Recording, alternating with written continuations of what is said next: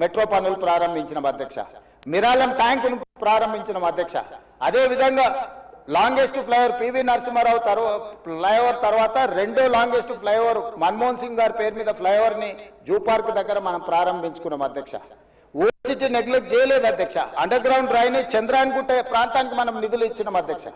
ఇవన్నీ కూడా పాత నగరాన్ని ఇది మన తలమానికము, మన యొక్క గొప్ప గౌరవము హైదరాబాద్ నగరం అని చెప్పి ఈరోజు హైదరాబాద్ నగరం మీద ప్రత్యేకమైన దృష్టి పెట్టి ఈ రోజు కార్యక్రమాలు తీసుకుంటున్నాం అధ్యక్ష. ఇక మళ్ళీ మూసీకి వస్తున్నా అధ్యక్ష.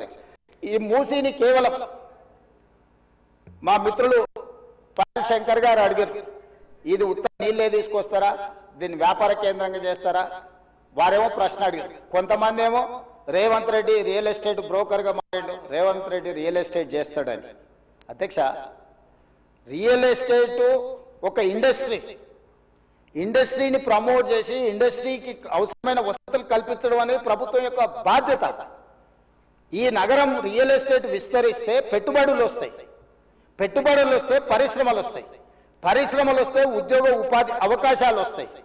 ఈ రోజు ఎకానమీని మనం పెంచుకోవాలంటే, ఆర్థిక వ్యవస్థ బలోపేతం కావాలంటే, ఆ రోజు కూడా ఇట్లనే మాట్లాడిన డాక్టర్ వైఎస్ రాజశేఖర రెడ్డి గారు, అంతకంటే ముందు నేదురుమల్లి జనార్దన్ రెడ్డి గారు హైటెక్ సిటీకి మొట్టమొదటిసారి ఫౌండేషన్ స్టోన్ వేసినప్పుడు పి జనార్దన్ రెడ్డి గారు పట్టుబట్టి మొట్టమొదట ఫౌండేషన్ స్టోన్ హైటెక్ సిటీకి పడ్డది. పి జనార్దన్ రెడ్డి గారు ఎమ్మెల్యేగా ఉన్నప్పుడు, నేదురుమల్లి జనార్దన్ రెడ్డి ముఖ్యమంత్రి ఉన్నప్పుడు పివి నరసింహారావు గారు వచ్చి మొదట హైటెక్ సిటీకి శిలాఫలకం వేసింది వాళ్ళు. తర్వాత ఆగిపోయింది. ఆ తర్వాత చంద్రబాబు నాయుడు గారు వచ్చిన తర్వాత మళ్ళీ చంద్రబాబు నాయుడు గారు, అటల్ బిహారీ వాజ్పేయి గారు వచ్చి హైటెక్ సిటీ నిర్మాణం చేశారు. ఆ రోజు కూడా ఇదే ఆరోపణలు చేశారు అధ్యక్ష. ప్రభుత్వం రియల్ ఎస్టేట్ వ్యాపారం చేస్తుందా, ప్రభుత్వానికి ఏం పని ఉంది అని.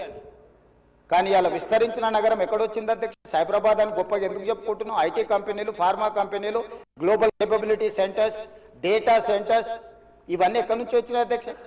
ఈరోజు ఫైనాన్షియల్ డిస్ట్రిక్ట్ నాలెడ్జ్ పార్కులో ఎన్ని లక్షల మందికి ఉద్యోగాలు వచ్చినాయి అధ్యక్ష?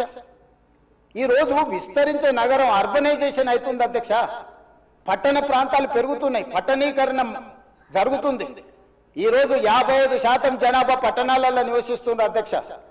రాబోయే 20-25 ఏళ్లలో 75% మన పట్టణాల యొక్క జనాభా పెరుగుతుంది అధ్యక్ష. కేవలం ఔటర్ రింగ్ రోడ్ ఇన్సైడే 1,34,00,000 మంది ప్రజలు నివసిస్తున్నారు అధ్యక్ష. 3,78,00,000 తెలంగాణ జనాభా ఉంటే ఔటర్ రింగ్ రోడ్ ఇన్సైడ్ మాత్రమే 1,34,00,000 మంది నివసిస్తున్నారు అధ్యక్ష. అంటే ఇక్కడ మోర్ దాన్ 1/3. టోక్యో ఒక సిటీలో తెలంగాణ జనాభా కంటే ఎక్కువ ఉన్నారు అధ్యక్ష. 4 కోట్ల మంది ఒక పట్టణంలో నివసిస్తున్నారు అధ్యక్ష. ఈరోజు ప్రపంచం అంతా పట్టణాల వైపు వేగంగా విస్తరణ జరుగుతుంది. దానికి తగ్గట్టుగా మనం నగరాలను అభివృద్ధి చేసుకోవాలి. అందులో భాగంగానే ఈరోజు వికసిత్ భారత్ ప్రణాళిక ఏంది? ఈరోజు అందుకోసమే ఆయన దుఃఖం చూడు, ఆయన బాధ చూడు, కడుపులో విషము ఎట్లా అంటే కడుపు నిండా విషయం. ఆ మూసీలో ఉన్న కాలుష్యానికంటే వీళ్ళ కడుపులలో అంతకంటే ఎక్కువ విషయం ఉంది అధ్యక్ష.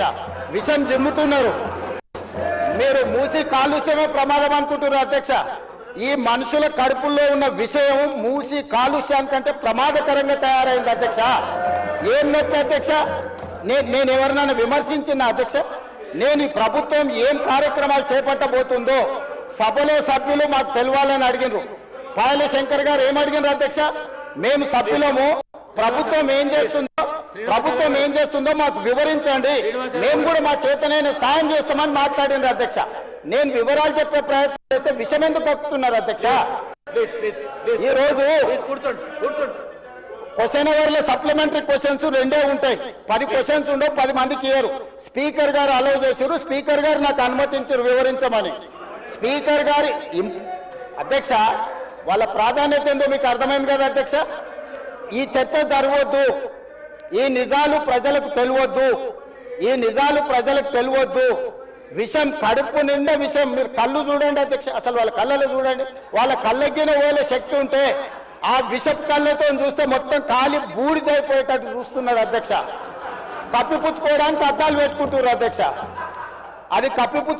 అద్దాలు పెట్టుకుంటున్నారు అధ్యక్ష. అద్దాలు పెట్టుకున్నా మీ విషపు చూపులు ప్రజలకు అర్థమవుతాయి. అందుకోసమని నా మాట ఒక్కటే అధ్యక్ష, ఈరోజు